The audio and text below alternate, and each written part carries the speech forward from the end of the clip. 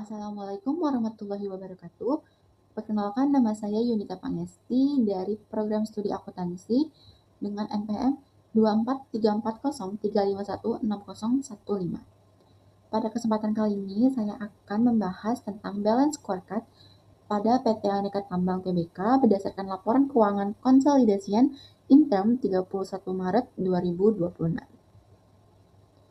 Di sini, sebelum masuk ke pembahasan utamanya, saya akan membahas sedikit profil tentang PT Aneka Tambang. Jadi, PT Aneka Tambang Tbk adalah salah satu perusahaan pertambangan milik negara yang cukup dikenal di Indonesia.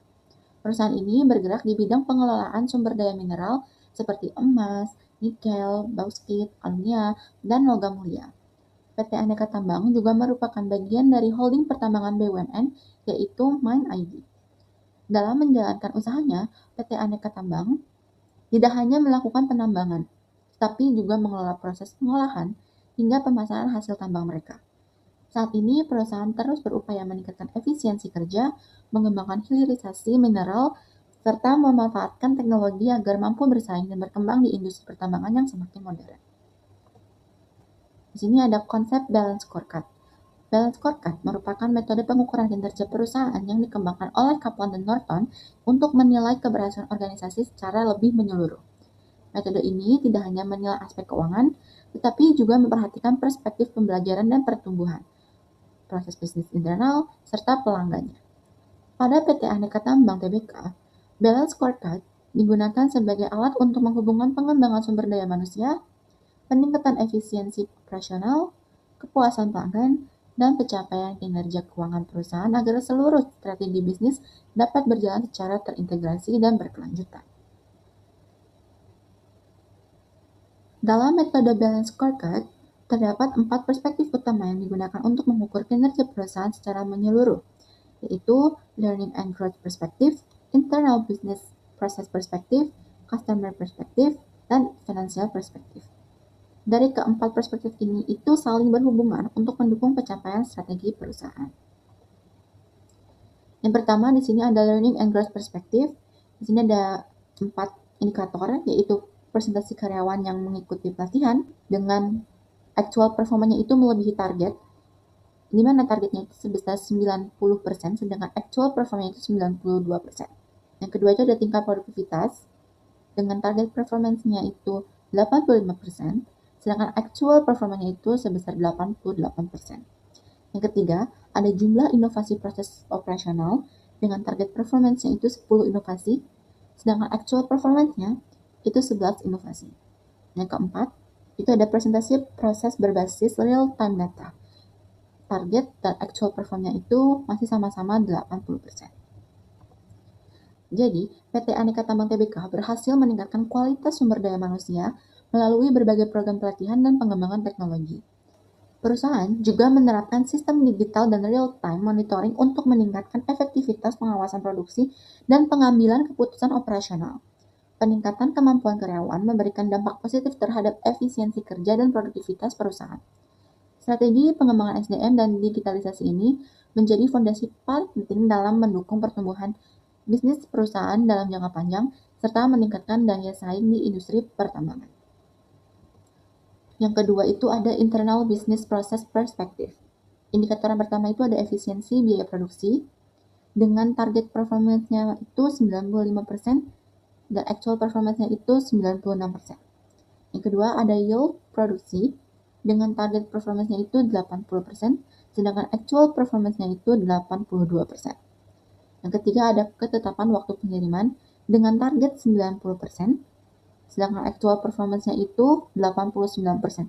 Jadi tidak menyampai target yang diinginkan. Yang keempat itu ada persentase produk bernilai tambah dengan target 75%, sedangkan actual performance-nya itu 78%. Yang terakhir adalah jumlah proses berbasis otomatisasi dengan target 70% dan actual performance 73%. Jadi PT Aneka Tambang Tbk terus meningkatkan efisiensi proses bisnis internal melalui pengendalian biaya operasional dan penguatan strategi hilirisasi mineral. Persediaan perusahaan meningkat dari 7,73 triliun menjadi 16,84 triliun yang menunjukkan peningkatan aktivitas produksi dan operasional perusahaan. Selain itu, efisiensi proses produksi memberikan dampak positif terhadap peningkatan laba kotor dan laba usaha perusahaan pada tahun 2026. Hal ini menunjukkan bahwa optimalisasi proses internal dan pengembangan produk bernilai tambah berhasil mendukung peningkatan profitabilitas perusahaan. Yang ketiga, ada customer perspective. Indikator yang pertama yaitu tingkat kepuasan pelanggan. Dengan target 90%, sedangkan actual performance-nya itu tidak mencapai target sebesar 88%. Yang kedua ada pertumbuhan pelanggan industri. Target mereka itu 10% dan actual performance-nya itu 11%. Indikator ketiga yaitu jumlah kontrak jangka panjang dengan target 8 kontrak, actual performance-nya itu 9 kontrak. Indikator keempat yaitu persentase pengiriman tepat waktu. Dengan target performance-nya itu 92%, tetapi tidak mencapai atau actualnya itu hanya 90%. Jadi, peningkatan pendapatan perusahaan dari 26,15 triliun menjadi 29,32 triliun menunjukkan bahwa permintaan pasar terhadap produk Antam mengalami peningkatan. Strategi perusahaan dalam memperkuat hubungan pelanggan, menjaga kualitas layanan, dan melakukan ekspansi pasar memberikan dampak positif terhadap pertumbuhan penjualan. Selain itu, perusahaan juga tetap menjaga ketepatan distribusi produk kepada pelanggan sehingga kepercayaan pasar dapat dipertahankan. Kondisi ini menunjukkan bahwa strategi pemasaran dan pelayanan pelanggan yang diterapkan perusahaan berjalan dengan efektif. Perspektif yang terakhir yaitu financial perspektif. Indikator yang pertama itu adalah laba periode berjalan, dengan target performance-nya itu 3,5 triliun dan actual performance-nya itu 3,66 triliun. Indikator yang kedua yaitu pertumbuhan pendapatan, dengan target 10% dan actual performance 12%. Indikator yang ketiga adalah total aset perusahaan, dengan target 60 triliun dan actual performance-nya 63,29 triliun. Indikator yang keempat yaitu total ekuitas dengan target performance-nya 38 triliun dan actual performance-nya itu 40,40 triliun. Indikator yang terakhir adalah kas dan setara kas dengan target 8 triliun dan actual performance-nya itu sebesar 9,3 triliun. Jadi kinerja PT Aneka Tambang Tbk pada tahun 2026 itu mengalami peningkatan yang signifikan dibandingkan tahun-tahun sebelumnya. Nah, pendapatan perusahaan itu meningkat menjadi 29,32 triliun, sedangkan laba periode berjalannya itu meningkat menjadi 3,66 triliun.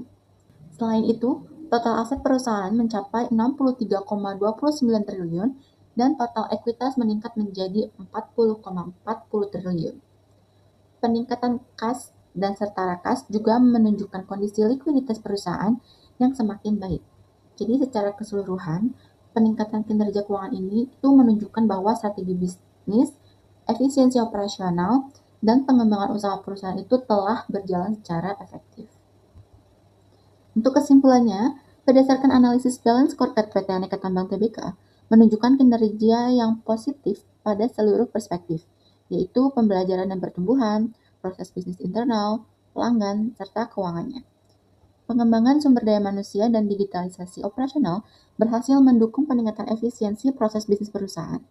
Selain itu, peningkatan kualitas operasional juga memberikan dampak terhadap peningkatannya kepuasan pelanggan, pendapatan, dan laba perusahaan.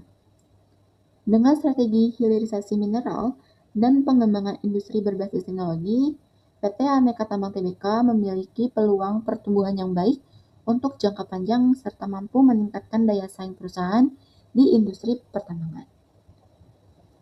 Sekian presentasi dari saya. Bila ada kata-kata yang salah, saya minta maaf. Wassalamualaikum warahmatullahi wabarakatuh.